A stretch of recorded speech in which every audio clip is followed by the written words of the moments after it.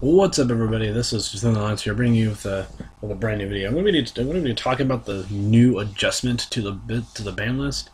But I know I'm kind of late to this. That's why I'm going to couple this in with a market watch, sort of, to show you what to keep an eye out on. And then and tomorrow I'm probably going to have a video up about what decks you should probably keep decks to probably look into, not necessarily buy or hype up, but just to see what goes on with them. So with the new adjustment list, there's been a few changes, but first we're going to discuss the whole thing about this. First things first, we're going to discuss about the flexibility of the list between between local tournaments and official tournaments like YCSs, regionals, etc.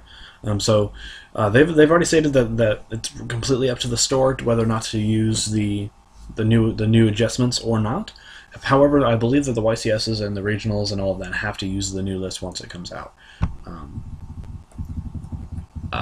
But we're going to talk about the adjustments. Flush Fire, Damage Juggler, and Ptolemaeus are now banned.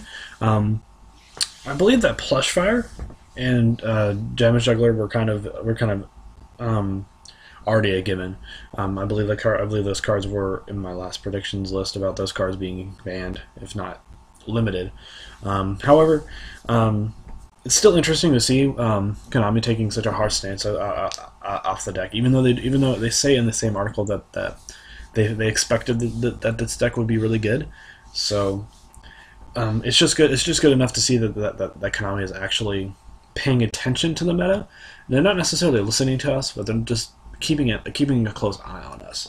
At least that's the way that it seems. Ptolemaeus, again, it's obligatory. You can't make rank 5s as freely as you want to. Now I think that with rank 4s, I guess that's now exclusively only in Satellarknights now, because they still have Constellar Diamond. But Tellarknight Ptolemaeus, I actually didn't think that this card should have been hit immediately like this. But I'm okay with it. I'm not bitter towards it. I have 2 of them, but oh well. That's the way the cookie crumbles. I didn't get rid of them as fast as I could, but whatever. Skull Crobat Joker and Monkey Board. Skull Crobat Joker, people don't understand is that it's Stratos. It literally is just Stratos. Except it's probably more flexible than Stratos. It's probably less flexible than Stratos. That's why it's limited and not banned. Because you can play Stratos in a lot of decks. Heck, I would play Stratos in my zombies if it was at 1. Because I have Destiny, because I'm out malicious. I think I can add it, right? I'm not sure. I'll have to look that up because I'm not darn sure I remember. The Monkey Board is kind of left field. I actually didn't expect this card to get hit at all. Kind of a left field. And considering that it just got released like about 2 weeks ago. So, Lesser Pendulum Draco Slayer. This card is actually... It's kind of played in almost every Pendulum deck ever made. Except for Cleave Force, because this card didn't exist when Cleave Force were around. However, I understand why they hit it. It's not because of its flexibility. It's because it makes really stupid plays. So I understand. But we're also going to be discussing the errata that's happening.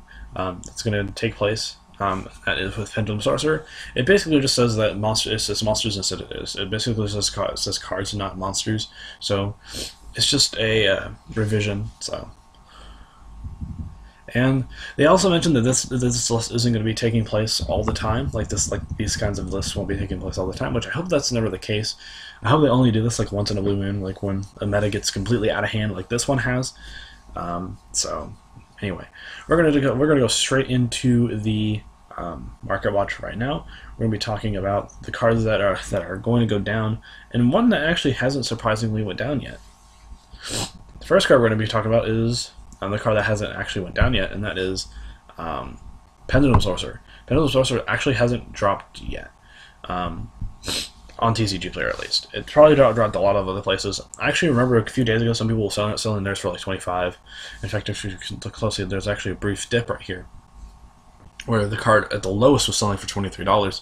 So it dropped in essence, but it just went right back up. So either there's another deck already in the making, or people are just unwilling to part with their pendulum sources like that. So next card that went down is Cyber Dragon Infinity. Cyber Dragon Infinity is currently sitting at 35. This card might actually go down still because with Ptolemaeus being banned, you can't easily make it as much. So it's probably going to be left with Dynamis and Cyber Dragons, and even in it might just drop to like maybe $15-20. I'm not gonna say that it's gonna drop to like a $5 secret rare because that's not gonna be the case. But if you have them, I would actually sell them now because this is gonna be the highest they're gonna be for a whole while until something like something really broken comes out that can make Infinity a lot easier. Ptolemaeus is now $5 for ulti, and I believe a few dollars left, and $4, $3 to $4 for the ultra. That's to be expected, and it just got banned. So. But also, Dark Destroyer is back to being 130, 145.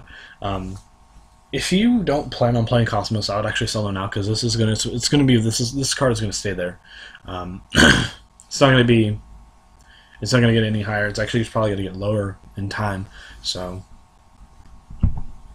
Zaborg's kind of left field.